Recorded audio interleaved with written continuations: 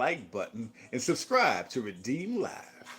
Um, I just did Redeemed Australia. It wasn't long. It was a short stream, very, very short. It was just a prayer stream, just to get Redeemed Australia started. To get started, and I wanted to flourish just like Redeemed Canada and Redeemed UK. So we're gonna chill out for a minute and watch, and wait for everybody to come on in here.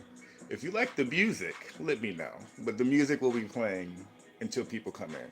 If you hear talking, that's my roommate. He's talking. Listen, we're in the beginning stages. I don't lavishly yet. Hopefully, maybe we never will. I don't know, but that's him talking. So let's just chill.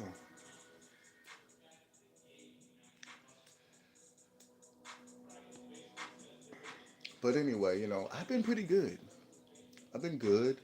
Um, we're gonna make this live stream long, a little longer.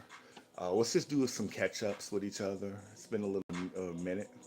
I took a couple days off from not just YouTube. I took a couple of days off from life. I unplugged from church. I unplugged from my girl for a second.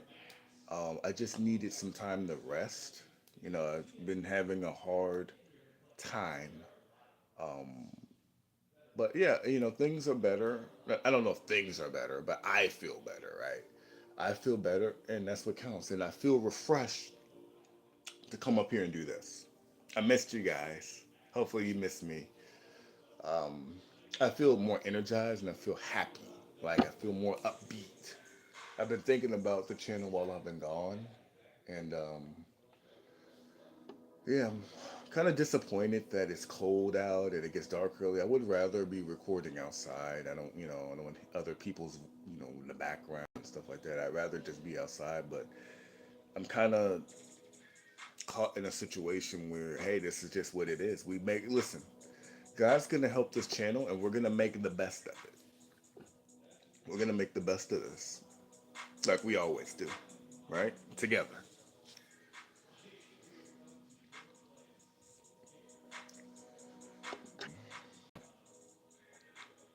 I've been thinking about, the channel, and I'm excited. There's some ideas I have still.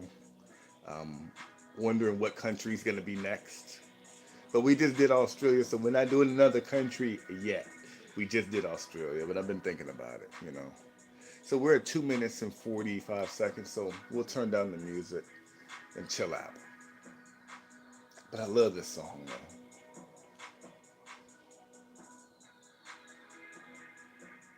It's smooth. I don't even know if y'all can hear it, but it's smooth. So yeah, we're not your average Christian YouTube channel. I know, I know, I know. I'm not your average Christian YouTube channel. I know. But anyway, it's good to be back. It's good to see everyone again. I hope you guys missed me. If you've never seen me before, my name is Roberto, and this is Redeem Live. Um, this is a Christian YouTube channel where we go into in-depth topics about a variety of things. A variety. I also group my videos in certain ways. So I'm actually going to go over that because in case people are confused about my channel. So this is Redeemed. This is my main show. The main thing is this Redeem. The channel's name is Redeem Live. That's what this is. Everything comes through here. Now, there are subsections of Redeemed, like Redeemed UK. That is I mean, anybody can watch it, but the UK audience likes that. Then there's Redeemed Canada, same thing. Then there's a Redeemed Australia. But this is Redeemed. This is like the main thing. Okay. So those are like subsections of Redeemed. Does that make sense? So in case anyone's confused, like what is all these different things happening here? That's why. So it's good to be back. I missed you guys a lot, and I needed to leave for that way I can give you guys my best. I can't give you my best if I'm worn out. I can't give my church my best, my job, my woman. I can't give nothing my best. But now that I feel much more re-energized, I've been thinking about the channel. I've been coming up with brand new ideas. There's one idea that I got asked that we're not gonna do, but there's other things, and I just want to say first and foremost thank you for everybody who has supported me over the last few months.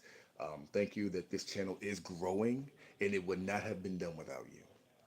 I don't have a specific topic today, but I do want to talk a little bit about just how in life God has you in certain places.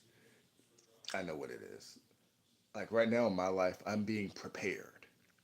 Even this, He's preparing me for something. I can't tell you what it is. I don't know. You're being prepared too, whether you know that or not. If you're a Christian and you have given your life to Jesus Christ and you're trying to have a relationship with Him, at some point your life is going to start going in another direction that you're not familiar or even used to. Why? Because God is trying to show you something, He's trying to prepare you. Now, when God prepares you, it is extremely uncomfortable and it hurts. So if you're in a situation in life where you're like, God, why is this happening to me? I thought I was doing the right thing by following you. Why am I suffering? Where's the justice for this? You know, if you have questions like that, this is all a part of preparation. Preparation from God isn't fun. For the most part, it hurts sometimes and it's tiring. And it definitely is. But why? Why does that have to be like that? Why couldn't he just make it easy? Well, I've asked myself that question a bunch of times. But through the preparation, because here's the thing, we go through all this stuff. Wherever he's trying to take me and you, there's going to be more stuff. If we don't learn how to deal with stuff right now, today, where we are, when we get there, we're not going to be able to handle what we're praying for. We're not going to be able to handle what he wants to give us. It's that preparation. And that preparation hurts. The preparation, it does not feel good. But if you're able to get past that part with God, you'll move on to the next part with God. And all that you were preparing for in the last part, you'll be able to handle it now. I'll use myself for example. So I don't even know if I want to use that story. That's traumatic. But we'll just say I was in a situation with my family where they were very abusive. And they, if you were to ask them, they would say, absolutely not, we're not abusive. That's usually what abusive people do, right? And I wasn't working, I didn't have a job. I had just ran out of money actually. And I didn't know how to cook. My uncle could not really cook. So then there were days we just ran out of food. This was not that long ago. This was literally maybe 2 or 3 years ago, maybe 3 years ago. And I was so mad at God. I'm like, God, how dare you do that to me? Like, why would you allow these people to do this to me? And they, I mean, I was having someone in my family say the most demonic stuff to me I'd ever heard, telling me it was my fault that my grandmother was dead. I mean, just some psychotic, cuckoo stuff, right? Telling me my religion was wrong and I need to, do what she does and stop praying and that's a waste of your time praying to Jesus. I mean, I was just going through some hell. It was so bad that I would go to Starbucks 7 days, maybe 6 days out of the week. I had no money. I would literally just get a cup of water and then just sit down and drink the water and get on YouTube for 7 hours and then go home. And the reason I was doing that was to avoid her. It was sad. These were some sad times and some really dark times in my life, but I got through that and I did get a job and I did move and I did have some money. And once all that happened and I got out of that hellhole of a place, it was sad. I mean, I was happy, but it was sad because this is my family. This is my home where I grew up. But this doesn't feel like home anymore. This feels like hell. I had grew out of my environment, I grew out of my home, and I grew out of my family. And so God took me out. So when I'm thinking that I can let my guard down now because I'm out of the traumatic past, I'm out of the bad stuff, guess what God does? He puts me in a new place that's just not as bad as that, but it's pretty bad. I start working at a homeless shelter. Seems completely normal at first. Seems to be no problems at all. Until I realize the people there just don't like me. And I'm like, I just got here. I'm a new employee. Why would you not like me? I've done nothing wrong to anybody here. Nobody even knows me to not like me. And I just felt like I did not belong again. I'm like, here we go again. But I didn't let it phase me this time like I did in the past. See, what God was doing back there when I was going through all that in the house and I was running away and doing all that, He was preparing me for what he had for me next. See, I didn't know what was next for me, but he knows what's next for you. So once I got placed into the next place, I'm like, oh man, this is hard, and this reminds me of my past again. God, I thought you freed me. I thought you delivered me from the hell that I came from. But now I'm back in chains, it feels like. But the only difference is the people, the faces look different, but I feel like I'm in a similar situation. And then God left me there. I'm still there to this day. And then I got mad, like, God, why would you leave me here? Like, I'm trying to do the right thing. I want to follow you. I want to bring people to Christ. I get it. But what the hell is this? At the end of the day, like, I'm trying to figure out what is this? And God is trying to show me something. I'm like, what are you trying to show me? Like, I'm already for you. You don't have to win me over. I'm not somebody that's teetering on whether I believe in you or not. But it was something he was trying to show me. He was trying to show me what I went through in the past. He was preparing for this so I could be able to be stronger and have more faith in him to be able to handle this. So then I'm like, okay, so then what's the point of this then? Because he's using this for the next part of my life. That I have no idea what that next part is. But he's using this in here, in this environment, for the next part. So for you in your life, I don't know what you're going through, but you know what you're going through. Whatever hell that you're going through right now, he's using for you to learn, for your faith in him to grow. He's using the hell in your life right now, and certain things are not changing the way you think or you feel like they should at a certain time because he's using it. You see, every bad story, there's a testimony. So he wants to use your mess, he wants to use your mistakes, he wants to use your trauma. And once he uses your trauma, he turns it into beautiful things.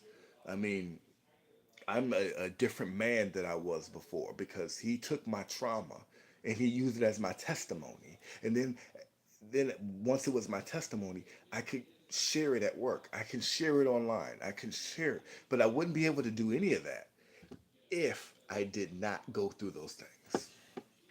They were preparation. We all want the fancy stuff from God. We all want the blessings of God. I want the blessings of God.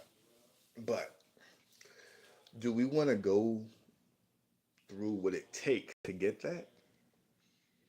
No, I don't. I don't want to suffer. I don't want to go through all of this stuff in order to experience God. I don't want to go through that. I just want I just want it easy. And maybe you're like me. You just want it easy. But let me tell you, if you gave your life to Jesus Christ, it's not going to be easy. It's just not. And I know we want it to be easy, but it's not going to be easy. And that's a good thing and a bad thing. It's bad because nobody wants to go through hell all the time. I know I don't, but it's good because it grows us. That's where the change comes. See, my change and my closeness to God did not come in comfortability. My change came when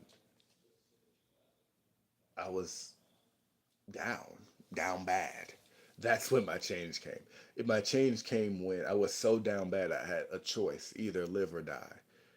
If I live and I truly believe if I believe what I say, that I believe that Jesus Christ is my king, if he's honestly that, then I have to choose that. And if I don't choose that, I can try to figure this out by myself. But I know what's going to happen. The same thing that happened before. I'm going to toil until I go backwards and I spiral out of control. So I had a choice to make. And this choice would be the most important choice of my life. I chose life. I chose my king. And he came and he rescued me. There's a lot of stories online about Christians who walk away from God. I've actually been seeing that. Oh, I was a pastor for 20 years and then I just walked away from God. I'm like, were you really a Christian? I don't understand why is this in the Bible, blah blah blah. I'm like, if you were a pastor for 20 years, that's a long time and you still walked away from God. That makes me question, were you ever even a Christian? There's no way you can have faith in Jesus Christ and have seen him in some way, shape, or form and walk away. There's no way in hell that can happen. If you've never experienced him and you're just doing this as a religion for fun, just to say I'm a Christian, oh, absolutely, I could see you walking away. Just say I'm doing that, of course, because you never experienced him. You don't know him. You have no relationship with him. So therefore, it's easy to just walk away. Well, I didn't get what I wanted, so I'm out of here. It's quite common. But if you've seen the king, maybe not visually, but if you've felt his presence, if he's answered your prayer, when was he ever your comforter when you needed comfort? Was he your best friend when nobody was around? See, he had to be those things for me. All those things I just listed, he was those for me. He was my dad. He is my dad. Because my real dad wasn't there. He's my best friend. He's all of that. So I can't walk away like some people can because they never got the chance to know him. They never got a chance to know him. But once you know him, there ain't nowhere in hell. There's no way you can walk away. God has been there too much for me to be able to walk away from him now. I've seen too much. I've seen him do too much. If you've never seen Jesus do anything, well, then of course it's easy to walk away. He's just some story he's some fictional character in some fictional made up book. Easy to walk away from. But if your life was on the line, this ain't a fiction anymore. When your life is on the line and your mind is on the line and you trying to figure out life or death and you going to him and you praying, this isn't a fictional book anymore. This is your lifeline. That had to turn into my lifeline. And it did for a while. And it still is. So now I can't walk away. I can't. He's done too much for me now. He answered too many prayers for me now. I just can't. I've tried to walk away, and my daddy pulled me back every time. It didn't work. He showed me not only is God real, but he showed me he's the real deal, and he showed me he's the one I can count on. Because every time I tried to count on my family, they failed me. They abused me. They used me, and they took from me, and they emasculated me. If I tried it from women, women would come and go out of my wife. I'd sleep around and have as many women as I wanted. But every time they would somehow disappear, whether it was my fault or not. So I couldn't get it from women. And I wanted it more with women than anything. I still didn't get it. It wasn't with my friends. Because my friends, one minute they were there and then the next minute they started acting different towards me. So it didn't come from people. But I kept looking for something. I said, Lord, I'm not getting something, but I had to realize it was from him. So what he did was, once I started getting close to him, he started changing my surroundings and he changed the people in my life. So all those people I just mentioned are not in my life anymore. Guess what he gave me? He gave me a good woman. He gave me a woman of God that's stable because I was used to the instability of women that were not stable and I wasn't stable. He gave me a church family since I don't have a real family. I had to leave. I had to get away. People who are stable because my family was not stable. That was another thing I was missing. I was missing love and stability. Oh man, when you have stability, that changes the game. Stability helps you in your day to day life. But when you're around people who are unstable, stuff is all over the place. That's how I was raised. Stuff is all over. I can't live like that. So God gave me a woman that was stable, a woman of God. He gave me a church family I can count on when I'm struggling. If I'm struggling with sin, I can call, I can text. He gave me he gave me a new life. I can't walk away now because he proved and he showed me I'm the real deal, Roberto. And I'm like, you really are the real deal. My fault for questioning you. I'm like, well, why didn't I experience you like this in the past, God? Because a lot of Christians don't really experience God like that. Have you ever noticed that? A lot of Christians, they give their life to Christ, then they're still struggling, and they're like, I'm still struggling. Am I really saved?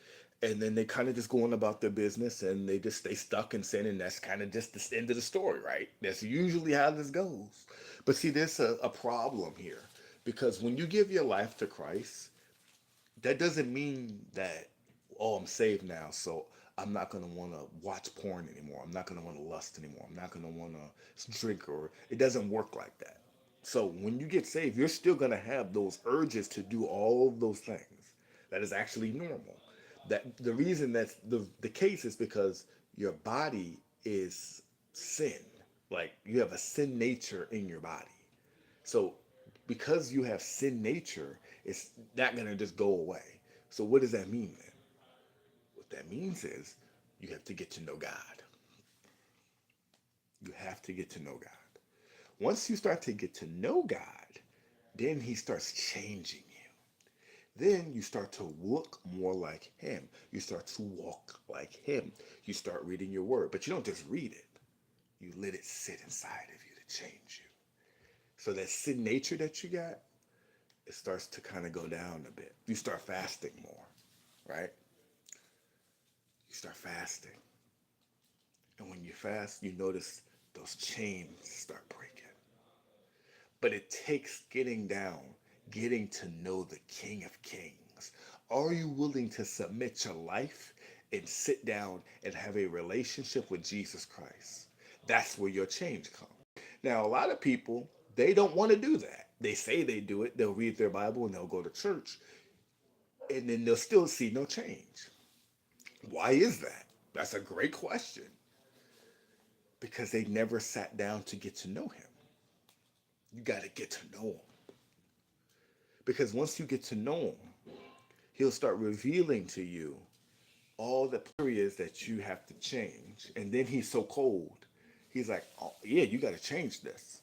But don't worry, don't fret. I'm going to help you change. We're going to do this together.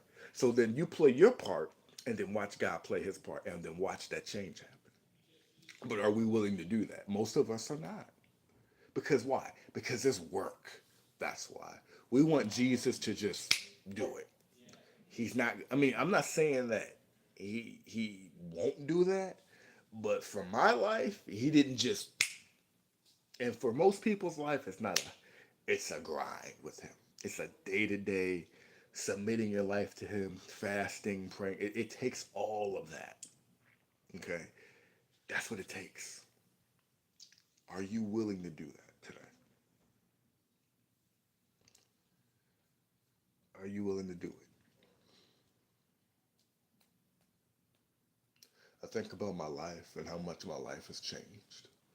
And sometimes I wonder, what if I never gave my life to Christ? I wonder what would have happened to me. More than likely, I would have been in prison or I would have been dead from committing suicide if I didn't give my life to him. I wasn't sure if he was real or not. I didn't grow up Christian. There were no people around me to show me the way. But God knows how to get to his people. He knew how to get to me and he did. And it took me a long time. I'm not gonna sit up here and lie to you. Oh, it took me a minute to get this one right. I mean, I was the Christian going to Christian college, cussing at the dinner table. I was a fool. I'm gonna be honest with you. But man, my dad came through. He's better than any father I could have ever had.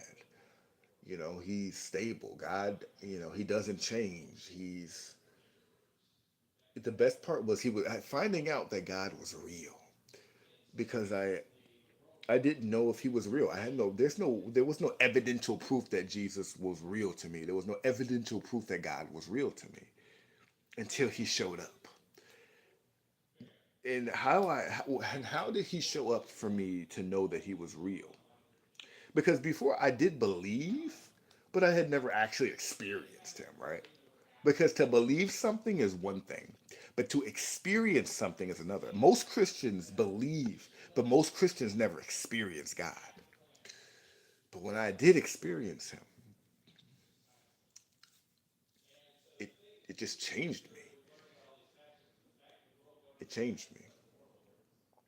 It's and then he showed up again. And it's like when he answers prayers, you know it's Jesus because the prayers that he answers, nobody else knows. So it's a prayer that you gave to him and nobody else knows. If you didn't tell them, I don't tell people a lot of my issues, so nobody else knew.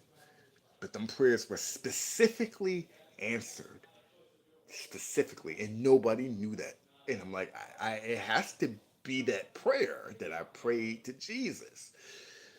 You know, when I first became a Christian, you know, I never read the Bible before. I didn't understand it. It was too daunting to read. And I would try to read it though. I would get the easiest version it was for me to read, and I would read from Matthew on.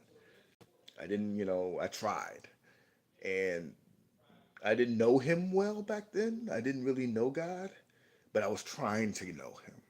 And I was making a lot of mistakes still, man. I was a fool. But you know what? Sometimes it takes time. We're all at different levels. So don't think that, oh, well, I'm not perfect. Listen, this is not about perfection. When you give your life to Christ, this is not about perfection. This is about progression. We are to progress with Him. He wants us to change. And He knows that this is not going to be an easy, fast thing. This takes years, guys. Do you know how many years it took me to hear God's voice? It took years to do that. There are Christians to this day that don't even know how to hear God's voice. And they've been Christians for 20 years and they don't know how to hear God's voice. It took me years itself, like at least maybe 3 or 4 years. Because at first I thought you couldn't even hear God's voice. I thought they were crazy. I'm like, these Christians are crazy as hell. So you can hear God. These people are nuts until I actually heard them. I'm like, this is kind of weird. Maybe should I tell that story? Maybe I should. Let's do it. So I was in college. This was in 2013. Yes, I'm actually much older than I look. Anyway, I was in college and I lost my debit card in my dorm room. So this was a long time ago, not that long ago. And I'm looking all over for my debit card. I'm looking on the floor, I'm looking under my bed, I'm like praying too. I'm like, God, where's my debit card? Where's my debit card, right? And I'm looking for a hot 10 minutes for it. And then, I kid you not, while I'm searching on the floor on my hands and knees like a dog, I heard check security. Now, this voice that I heard was not audible. It was not from like the outside, like or like a person talking to me. No, it was internal. So it was inside, like in. So I thought it was just me. Like I didn't think that thought, but I thought it was just me. So I'm like, hmm. I ignored it. I just kept looking. So I looked. A couple minutes later, I heard it again. Check security, and I'm like, I didn't think that thought. I know I didn't consciously think that thought, but I'm like, I ignored it again. I just kept looking for it. And I heard it a third time, check security. So this time I had no choice. I said, I had to confront what I'm hearing. I'm talking to myself. I'm like, all right, Roberto, either I know for a fact this is not me thinking this because I have no reason to check security. I'm assuming that this card is lost in this room, not security. So I know it's not for me. So either this is actually God or this is the devil. It has to be. It's not because I know 1,000,000% this is not me. So I said, well, there's only one way to find out, isn't it? Go check security. So I did. I actually went to campus security and I said, listen, I'm looking for my debit card. I lost it. And I told him what bank, and he said, your name, Roberto. Roberto and my last name. And he pulled out my debit card. He said, here you go. I'm like, that voice was right. I was like, no way. There's no, there's no, there's no way. I was befuddled. I went back to my dorm room. I'm like, did I actually hear God? Because that's definitely not the devil. Because the devil is not going to help me get my card back. I'm like, could you? I'm like, and no, I don't do drugs. For any of you, like, are you drunk or are you doing drugs? And no, I have no. You check back to anybody in my past. I don't do drugs. Didn't back then, and don't drink. Didn't back then either. So this was a supernatural thing. Now, part of the reason I think this happened was earlier that maybe the year prior in 2012, a woman actually prophesied over me. She said, "Before you graduate, you will hear God's voice." I'm like, "Yeah, right. Okay." I thought that woman was psychotic, but she wasn't psychotic. Actually, she told me the truth, and it actually happened. And so I'm like, now that I heard God's voice, I'm constantly chasing it. Like, oh, I got to hear this again. And so I'm like, all right, God, talk to me. But I wouldn't hear him. I'm like, talk to me. And I wouldn't hear him. And I'm like, how does this work? Does he just come whenever he wants to come? Like, what is the prerequisite for this? Now, I would end up hearing his voice again uh, that later that summer for summer school. I think he told me to stay because I asked him because I was like, Lord, should I take summer school or should I just go back home? He told me to stay. I'm like, oh my God, I heard his voice again. But I kept chasing the voice, but I would never hear the voice again. I'm like, how does this work? So I would only hear God's voice extremely infrequently, like not a lot, but every once in a while I would hear it. Now I hear his voice way more because I've been doing this for years at this point, you know. But back then, I kept chasing, trying to hear his voice again because I'm like, there's no way you can hear God's voice. This is a lie. I kept saying it. I kept telling people, that is a lie. That's a lie. Until it actually happened. I'm like, man, you really can hear God's voice. And I'm like, well, why was I so deaf to it before? I don't know. Who knows? But my point is, my God is good, baby. My God is great. I love him. He doesn't always do everything the way I think it should be done, and I don't agree with every method God does. And I get mad at him sometimes. But there's nobody that loves me like him, and we have a real relationship like that. You know, he's not just something in the sky. I have an actual relationship. You can have an actual relationship with God. Did you know that? You can. But are you willing to put the effort in? Because he's always waiting to talk. Always. But are you and I willing to talk to him? These are questions that we need to answer and be honest about. Will we be distracted with TikTok, Facebook, Instagram, and YouTube and video games, or our boyfriends and girlfriends and work? Or are we going to buckle down and spend time with the King? And listen, I struggle with this too. I'm no better. I struggle wanting to sit down and pray and read the Bible. I don't always want to do it. Sometimes I'm tired, but it's something that we need to do. I have to do. If you haven't hit the like button, redeem the like button by hitting it and subscribe to Redeem Live. I'm back after a 2-3 day hiatus. Welcome me back with some love. We just launched Redeem Australia. We did a prayer video. If you have not checked out that video, check it out. It's the video before this one.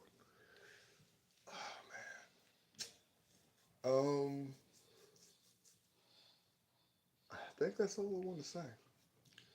I just wanted to just come up here, kind of give you guys a topic, gave you a little bit of a background about me, gave you a story. We've been going 32 minutes. I think that's good. So I will probably be back up here tomorrow. Where we got some more videos to do. And this was your boy Roberto, and I was back again with another Redeem Live episode. Until next time, peace.